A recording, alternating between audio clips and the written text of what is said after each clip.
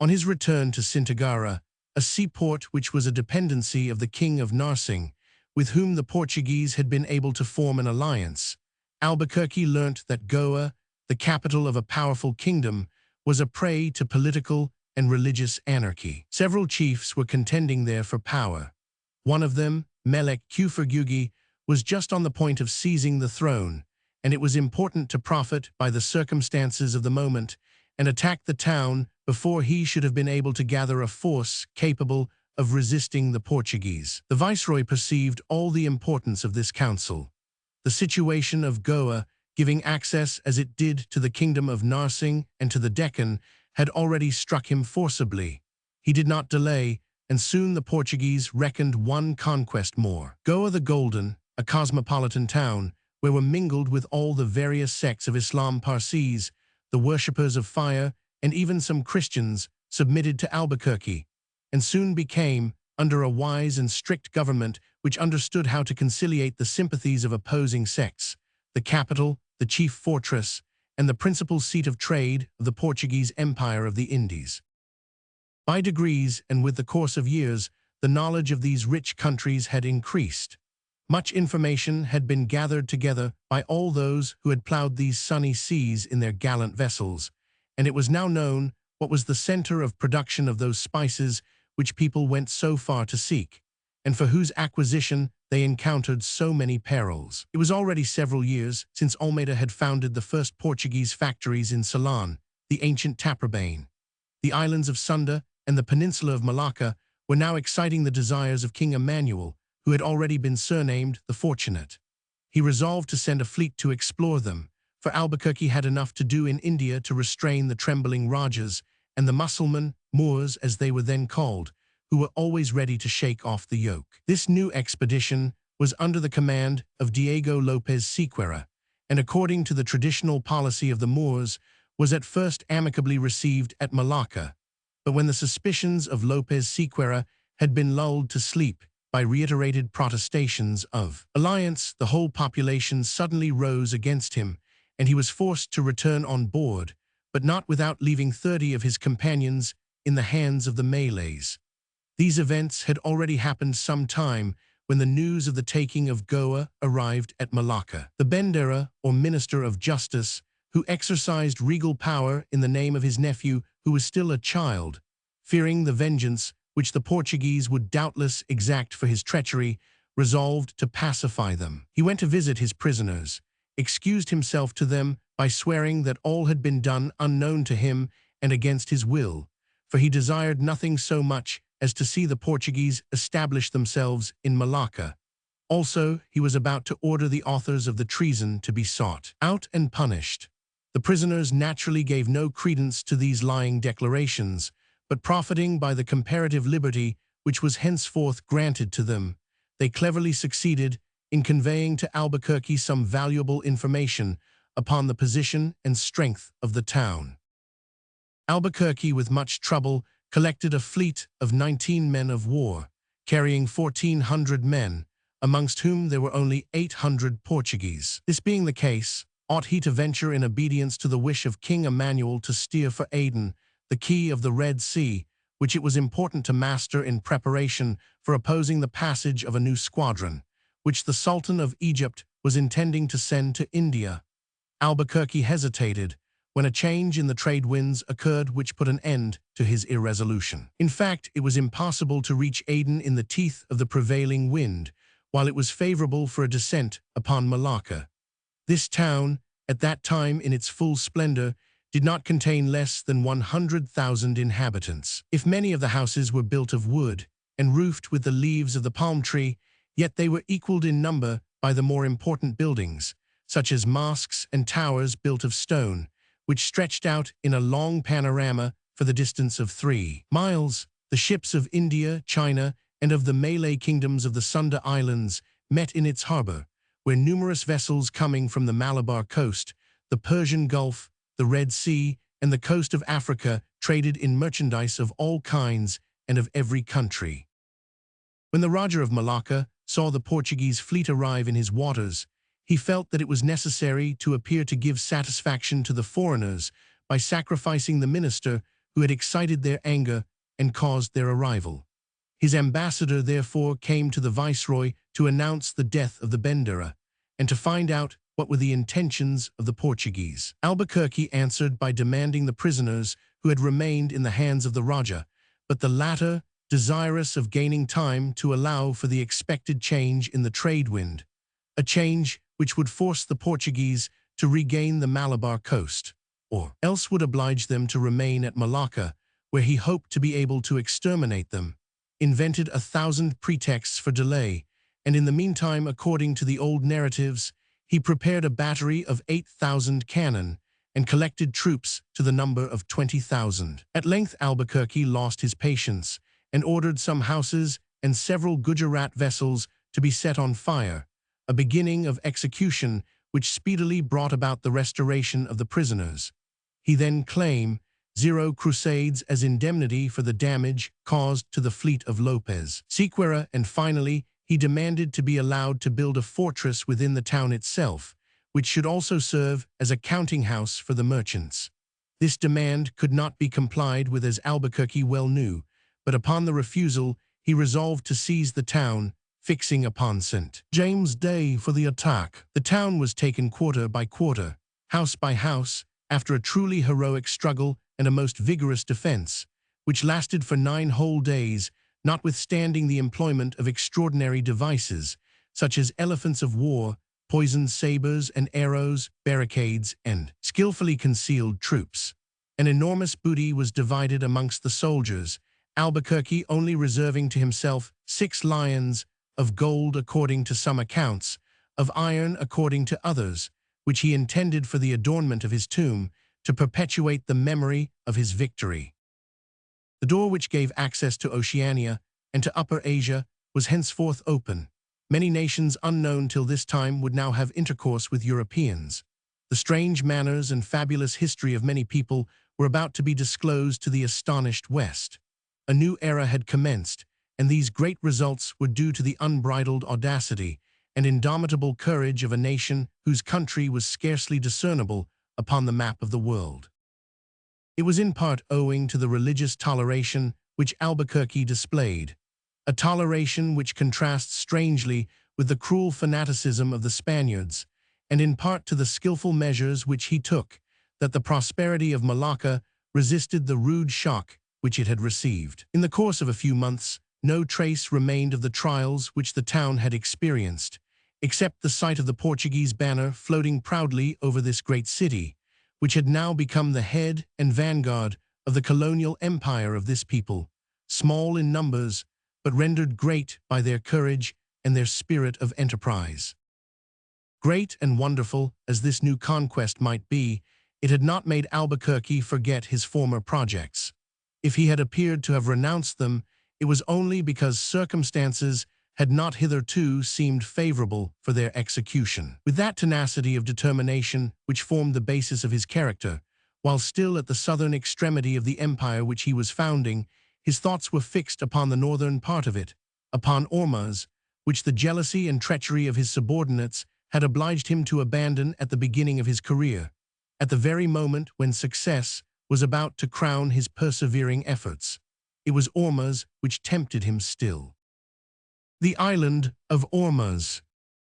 The fame of his exploits and the terror inspired by his name had decided Cajata to make some advances to Albuquerque, to ask for a treaty, and to send the arrears of the tribute which had been formerly imposed. Although the viceroy placed no belief on these repeated declarations of friendship, on that Moorish faith which deserves to be as notorious as Punic faith, he nevertheless welcomed them, whilst waiting for the power to establish his dominion after a permanent manner in these countries. In 1513 or 1514, the exact date is not ascertained, when his fleet and soldiers were set at liberty by the conquest of Malacca and the tranquility of his other possessions, Albuquerque set sail for the Persian Gulf. Immediately upon his arrival, although a series of revolutions had changed the government of Ormuz, and the power was then in the hands of a usurper named Risnordim or Nureddin, Albuquerque demanded that the fortress, which had been formerly begun, should be immediately placed in his hands. After having had it repaired and finished, he took part, against the pretender Rise named, in the quarrel which was then dividing the town of Ormuz and preparing it to fall under the dominion of Persia. He seized upon the town and bestowed it upon the aspirant who had accepted his conditions beforehand and who appeared to Albuquerque to present the most solid guarantees of submission and fidelity. Besides, it would not be difficult in the future to make this certain, for Albuquerque left in the new fortress a garrison perfectly able to bring Rise Nordham to repentance for the slightest attempt at revolt or the least desire of independence. A well-known anecdote is related of this expedition to Ormuz, but one which, even from its notoriety, we should be blamed for omitting. When the king of Persia sent to Nuruddin to demand the tribute which the sovereigns of Ormuz had been in the habit of paying to him, Albuquerque gave orders that a quantity of bullets, cannonballs, and shells should be brought from his ships, and showing them to the ambassadors, he told them that such was the coin in which the King of Portugal was accustomed to pay tribute. It does not appear that the Persian ambassadors repeated their demand.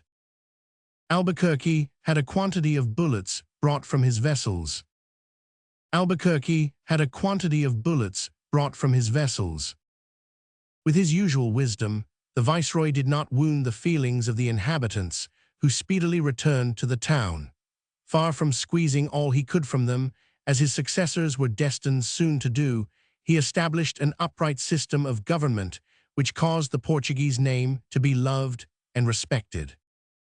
At the same time that he was himself accomplishing these marvelous labors, Albuquerque had desired some of his lieutenants to explore the unknown regions to which access had been given by the taking of Malacca.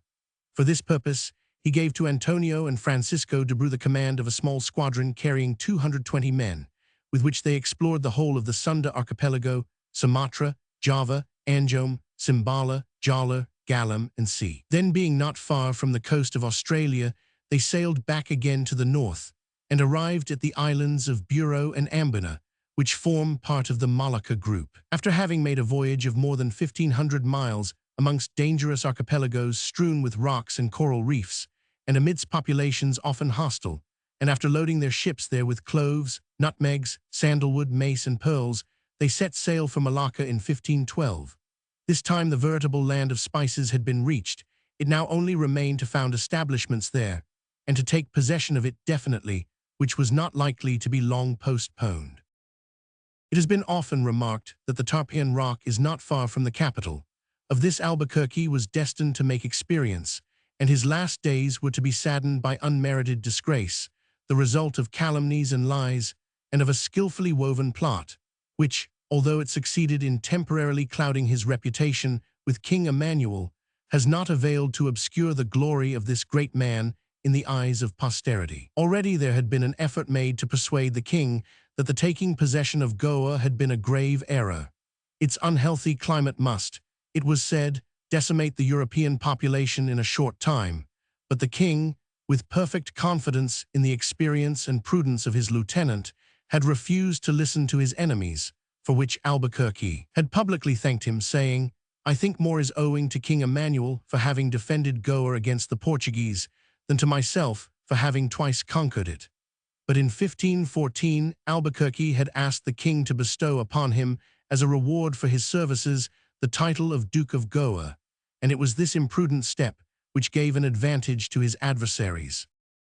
Soares d'Albergavia and Diogo Mendes, whom Albuquerque had sent as prisoners to Portugal after they had publicly declared themselves his enemies, had succeeded not only in clearing themselves from the accusation brought against them by the viceroy, but in persuading Emmanuel that he wished to constitute an independent duchy, of which Goa should be the capital, and they ended by obtaining his disgrace.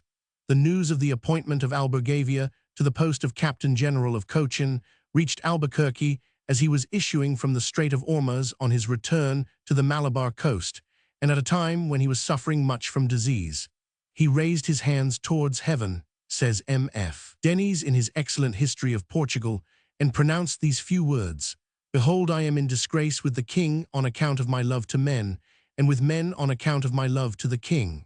Turn thee, old man, to the church, and prepare to die, for it behoves thine honor that thou shouldest die, and never hast thou neglected to do aught which thine honor demands. Whereupon, being arrived in the roadstead of Goa, Alfonso Albuquerque set in order the affairs of his conscience with the church, caused himself to be clad in the dress of the Order of St. Diego, of which he was a commander, and then, on Sunday the 16th of December, an hour before daybreak, he rendered up his soul to God. Thus ended all his labors, without their having ever brought him any satisfaction. Albuquerque was buried with great pomp. The soldiers who had been the faithful companions of his wonderful adventures and the witnesses of his manifold tribulations disputed amidst their tears for the honor of carrying his remains to their last resting place, which their commander had himself chosen. The Hindus, in their grief, refused to believe that he was dead, declaring that he was gone to command the armies of the sky. A letter of King Emmanuel has been comparatively lately discovered, which proves that, although he were deceived for a time by the false reports of the enemies of Albuquerque, he soon discovered his mistake and rendered him full and entire justice. Unfortunately, this letter of reparation never reached the unfortunate second viceroy of the Indies. It would have sweetened his last moments, whereas he had the pain of dying in the belief that the sovereign for whose glory and the increase of whose power he had consecrated his life had in the end proved ungrateful towards him. With Albuquerque, says Michelet, all humanity and all justice disappeared from amongst the conquerors. Long years after his death, the Indians would repair to the tomb of the great Albuquerque to demand justice of him against the oppressions of his successors. Many causes may be adduced as bringing about the rapid decay and dismemberment of that great colonial empire with which Albuquerque had enriched his country, and which even amidst its ruins has left ineffaceable traces upon India. With Michelet we may cite the distance and dispersion of the various factories, the smallness of the population of Portugal, but little suited to the wide extension of her establishments, the love of brigandage, and the exactions of a bad government, but beyond all, that indomitable national pride which forbade any mingling of the victors with the vanquished. The fall of the colonial empire was hindered for a time by the influence of two heroic men. The first was Juan de Castro, who, after having had the control of untold riches, remained so poor that he had not even the wherewithal to buy a fowl in his last illness. And the second, Adade, who once again gave the corrupt Eastern populations an example of the most manly virtues and of the most upright administration. But after their time, the empire began to drop to pieces and fell by degrees into the hands of the Spaniards and the Dutch, who in their turn were unable to preserve it intact. All passes away, all is changed.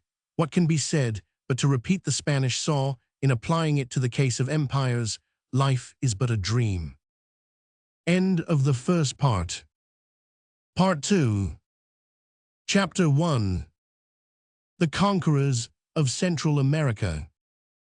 1. Hoder Americus Vespucius, the New World named after him, Juan de la Cosa, Vincent Yanes Pinzon Bastardas, Diego de Lepe Diaz de Solis, Ponce de Leon and Florida, Balboa discovers the Pacific Ocean, Grijalva explores the coast of Mexico. The letters and narratives of Columbus and his companions, especially those dwelling upon the large quantity of gold and pearls found in the recently discovered countries, had inflamed the imagination of eager traders and of numbers of gentlemen who loved adventure. On the 10th of April, 1495, the Spanish government had issued an order allowing anyone who might wish to do so to go and discover new countries. But this privilege was so much abused, and Columbus complained so bitterly of its trenching upon established rights, that the permission was withdrawn on the 2nd of June, 1497, and 4 years later it became necessary to repeat the prohibition with more severe penalties attached to its infringement. The effect of the royal decree was at once to produce a kind of general rush to the Indies, and this was favored by Bishop Fonseca of Badajoz, through whose hands passed all business connected with the Indies, and of whom Columbus had had so much reason to complain. The admiral had but just left San Lucar on his third voyage, when 4 expeditions of discovery were fitted out almost at the same moment, at the cost of some rich shipowners, foremost among whom we find the Pinzons and Americus Vespucius. The first of these expeditions, which left the port of Santa Maria on the 20th of May, 1499, consisted of 4 vessels and was commanded by Alonso Hojda. Juan de la Cosa sailed with him as pilot. Americus Vespucius was also on board, without any very clearly defined duties, but he would seem to have been astronomer to the fleet. Americus Vespucius. Americus Vespucius. Facsimile of an old print. Before entering on a brief account of this voyage, we will glance for a few moments at the 3 men whom we have just named. The last of the 3 especially plays a most important part in the discovery of the New World, which received its name from him. Hojda, born at Cuenca about 1465 and brought up in the household of the Duke of Medinaceli, had gained his first experience in arms in the wars against the Moors. Columbus enrolled him amongst the adventurers whom he recruited for his second voyage, when Hojda distinguished himself alike by his cool courage and his readiness in surmounting all difficulties. What caused his complete rupture with Columbus remains a mystery. It appears still more inexplicable when we think of the distinguished services that Hojda had rendered, especially in 1495, at the Battle of La Vega, when the Caribbean Confederation was annihilated. All we know is that on Hojda's return to Spain he found shelter and protection with Bishop Fonseca. It is said even that the Indian minister supplied him with the journal of the admiral's last voyage and the map of the countries which Columbus had discovered. The first pilot employed by Hojda was Juan de la Cosa, born probably at Santona in the Biscayan country. He had often sailed along the coast of Africa before accompanying Columbus on his first voyage, while in the second expedition he filled the post of hydrographer Maestro de Hacer Cartas. As specimens of La Cosa's talent in drawing maps may be mentioned 2 very curious ones still extant, one showing all the territory that had been acquired in Africa in 1500, the other on vellum, and enriched with color like the first, giving the discoveries made by Columbus and his successors. The second pilot was Bartholomew Roldan, who had likewise sailed with Columbus on his voyage to Paria. As to Americus Vespucius, his duties were not, as we have said, very clearly defined. He was there to aid in making discoveries, per agitera discopria, says the Italian text of his letter to Sodrini.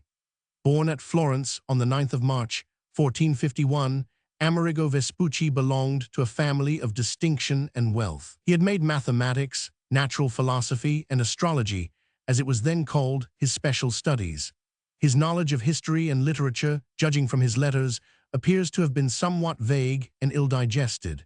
He left Florence in 1492 without any special aim in view and went to Spain, where he occupied himself at first in commercial pursuits. We hear of him in Seville acting as factor in the powerful trading house of his fellow countryman, Juanoto Berardi. As this house had advanced money to Columbus for his second voyage, it is not unlikely that Vespucius had become acquainted with the admiral at this period of his career. On Juanoto's death in 1495, Vespucius was placed by his heirs at the head of the financial department of the house. Whether he may have been tired of a situation that he thought below his powers, or been seized in his turn with the fever for making new discoveries, or whether he hoped to make his fortune rapidly in the new countries reputed to be so rich, whatever in short may have been the motive that actuated him, at least this we know, that he joined Hojda's expedition in 1499, this fact being so stated in Hojda's deposition in the lawsuit instituted by the Treasury with the heirs of Columbus. The flotilla, consisting of 4 vessels, set sail on the 20th of May from Santa Maria, taking a southwesterly course, and in 27 days the American continent was sighted at the place, which was named Venezuela, because the houses being built upon piles reminded the beholders of Venice. Hojda, after some ineffectual attempts to hold intercourse with the natives, with whom he had several skirmishes, next saw the island of Margarita. After sailing about 250 miles to the east of the river Orinoco, he reached the Gulf of Paria and entered a bay called the Bay of Las Perlas, from the natives of that part being employed in the pearl fisheries. Guided by the maps of Columbus, Hojda passed by the Dragon's Mouth, which separates Trinidad from the continent, and returned westward to Cape La Vila. Then, after touching at the Caribbee Islands, where he made a number of prisoners, whom he hoped to sell for slaves in Spain, he was obliged to cast anchor at Yaquimo in Hispaniola on the 5th of September, 1499. Columbus, knowing Hojd's courage and his restless spirit only too well, feared that he would introduce a new element of discord into the colony. He therefore dispatched Francesco Roldan with 2 caravels to inquire into his motives in coming to the island, and if necessary, to prevent his landing. The admiral's fears were but too well grounded. Hoja had scarcely landed before he had an interview with some of the malcontents, inciting them to a rising at Zaragua and to a determination to expel Columbus. After some skirmishes, which had not ended to Hoja's advantage, a meeting was arranged for him with Roldan, Diego d'Escobar, and Juan de la Cosa, when they prevailed upon him to leave the island. He took with him, says Las Casas, a prodigious cargo of slaves, whom he sold in the market at Cadiz for enormous sums of money. He returned to Spain in February 1500, where he had been preceded by Americus Vespucius and B. Roldan on the 18th of October, 1499. The most southerly point that Hoja had reached in this voyage was 4 degrees north latitude, and he had only spent 14 weeks on the voyage of discovery, properly so called. If we appear to have dwelt at some length upon this voyage, it is because it was the first one made by Vespucius. Some authors, Varnhagen for instance, and quite recently, Mr. H. Major in his History of Prince Henry the Navigator, assert that Vespucius' first voyage was in 1497, and consequently that he must have seen the American continent before Columbus, but we prefer to follow Humboldt, who spent so many years in studying the history of the discovery of America, in his opinion that 1499 was the right date, also M. ed. Charton and M. Jules Coding, the latter of whom discussed this question in the report of the Geographical Society for 1873, apropos of Mr. Major's book. If it were true, says Voltaire, that Vespucius had discovered the American continent, yet the glory would not be his. It belongs undoubtedly to the man who had the genius and courage to undertake the first voyage to Columbus. As Newton says in his argument with Leibniz, the glory is due only to the inventor.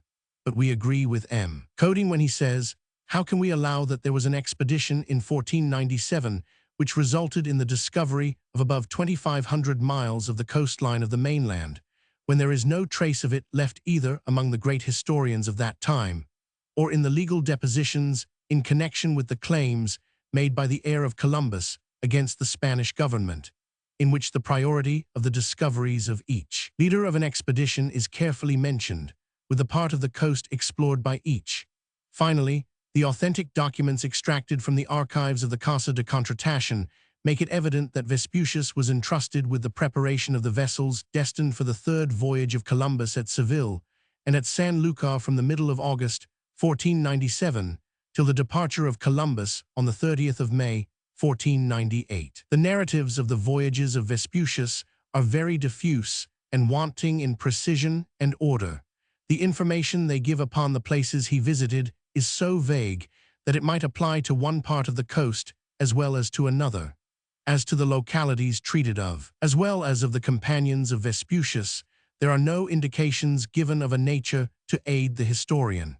Not a single name is given of any well-known person, and the dates are contradictory in those famous letters which have given endless work to commentators. Humboldt says of them, there is an element of discord in the most authentic documents relating to the Florentine navigator. We have given an account of Hojd's first voyage, which coincides with that of Vespucius according to Humboldt, who has compared the principal incidents of the two narratives. Varnhagen asserts that Vespucius, having started on the 10th of May, 1497, entered the Gulf of Honduras on the 10th of June, coasted by Yucatan and Mexico, sailed up the Mississippi, and at the end of February 1498, doubled the Cape of Florida.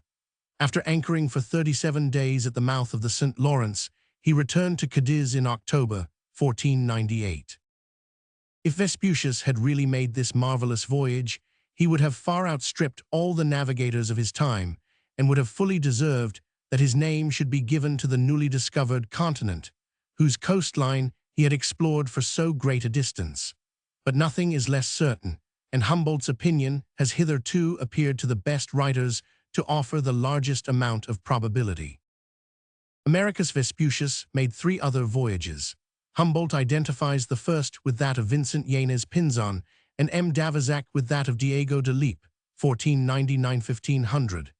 At the close of this latter year, Giuliano Bartolomeo di Giocondo induced Vespucius to enter the service of Emmanuel, King of Portugal, and he accomplished 2 more voyages at the expense of his new master. On the first of these 2 voyages, he was no higher in command than he had been in his earlier ones, and only accompanied the expedition as one whose intimate acquaintance with all nautical matters might prove of service under certain circumstances. During this voyage, the ships coasted along the American shores from Cape St. Augustine to 52 degrees of south latitude. The 4th voyage of Vespucius was marked by the wreck of the flagship off the island of Fernando de Noronha, which prevented the other vessels from continuing their voyage towards Malacca by way of the Cape of Good Hope, and obliged the crews to land at All Saints Bay in Brazil. This 4th voyage was unquestionably made with Gonzalo Silho, but we are quite ignorant as to who was in command on the 3rd voyage. These various expeditions had not tended to enrich Vespucius, while his position at the Portuguese court was so far from satisfactory that he determined to re-enter the service of the King of Spain. By him, he was made piloto mayor on the 22nd of March, 1508. There were some valuable emoluments attached for his advantage to this appointment, which enabled him to end his days, if not as a rich man, at least as one far removed from want. He died at Seville on the 22nd of February, 1512, with the same conviction as Columbus that he had reached the shores of Asia.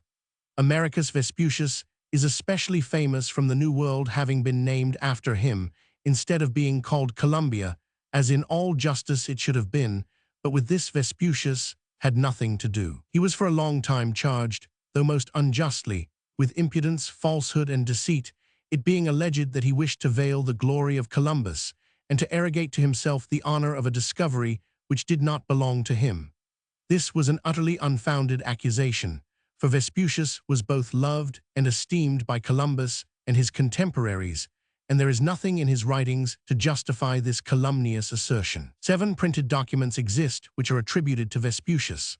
They are the abridged accounts of his 4 voyages, 2 narratives of his 3rd and 4th voyages, in the form of letters addressed to Lorenzo de Pier Francesco de' Medici, and a letter addressed to the same nobleman, relative to the Portuguese discoveries in the Indies. These documents, printed and bound up as small thin volumes, were soon translated into various languages and distributed throughout Europe. It was in the year 1507 that a certain Hylacolymus, whose real name was Martin Waldseemüller, first proposed to give the name of America to the new part of the world. He did so in a book printed at St. Die and called Cosmographia Introductio. In 1509, a small geographical treatise appeared at Strasbourg, adopting the proposal of Hylacolymus, and in 1520, an edition of Pomponius Mela was printed at Bâle, giving a map of the New World with the name of America. From this time, the number of works employing the denomination proposed by Waldseemüller increased perpetually. Some years later, when Waldseemüller was better informed as to the real discoverer of America and of the value to be placed upon the voyages of Vespucius, he eliminated from his book all that related to the latter, and substituted everywhere the name of Columbus for that of Vespucius. But it was too late.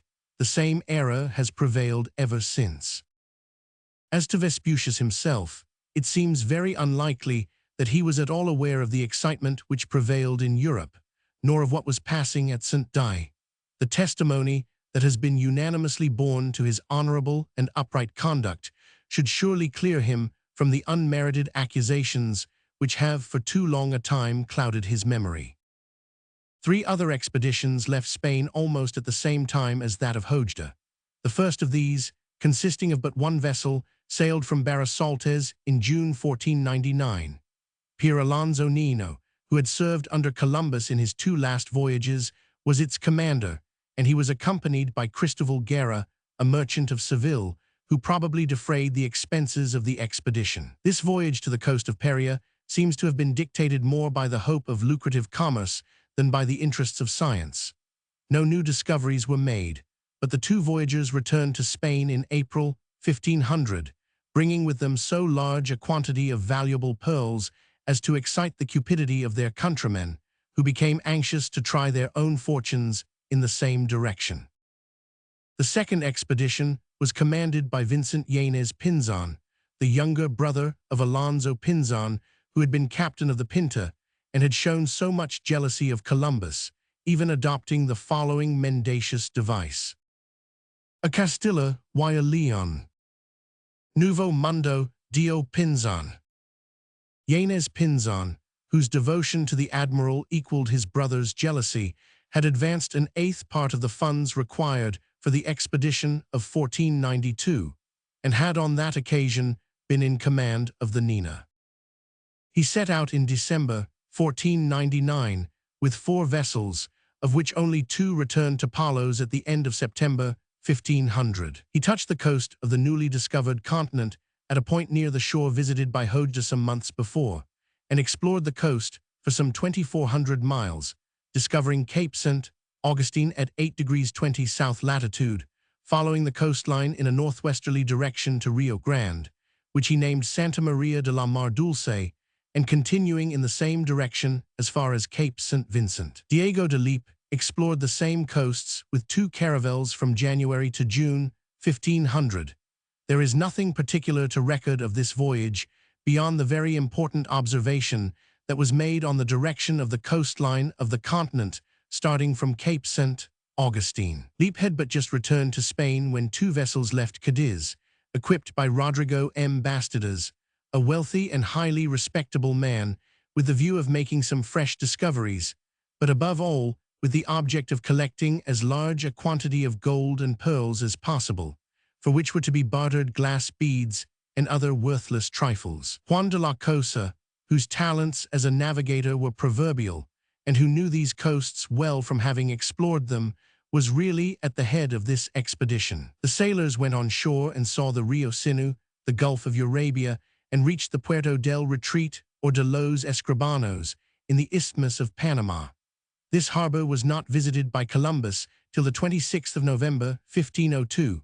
It is situated about 17 miles from the once celebrated, but now destroyed town of Nombre de Dios. In fact, this expedition, which had been organized by a merchant, became, thanks to Juan de la Cosa, one of the voyages the most fertile in discoveries, but alas, it came to a sad termination.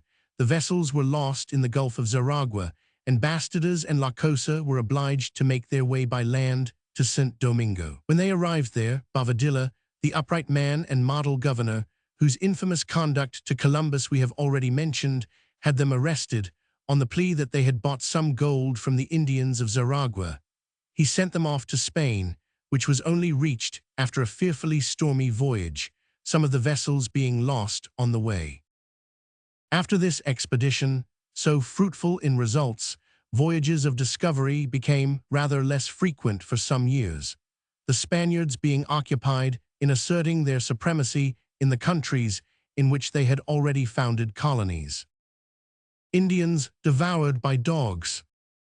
Indians devoured by dogs. From an old print. The colonization of Hispaniola had commenced in 1493, when the town of Isabella was built.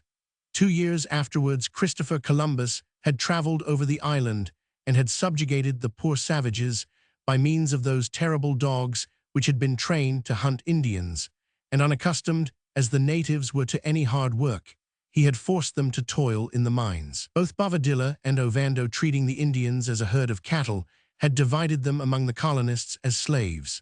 The cruelty with which this unfortunate people was treated became more and more unbearable.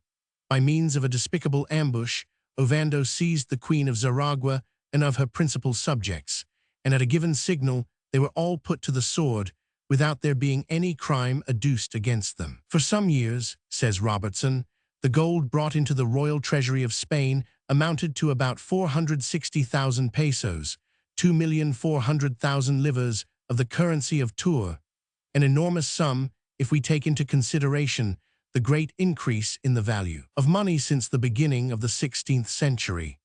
In 1511, Diego Velázquez conquered Cuba with 300 men, and here again were enacted the terrible scenes of bloodshed and pillage which have rendered the Spanish name so sadly notorious. They cut off the thumbs of the natives, put out their eyes, and poured boiling oil or melted lead into their wounds, even when they did not torture them by burning them over a slow fire to extract from them the secret of the treasures of which they were believed to be the possessors. It was only natural under these circumstances that the population rapidly decreased, and the day was not far off when it would be wholly exterminated. To understand fully the sufferings of this race, thus odiously persecuted, the touching and horrible narrative of Las Casas must be read, himself the indefatigable defender of the Indians. Indians burnt alive. Indians burnt alive. From an old print.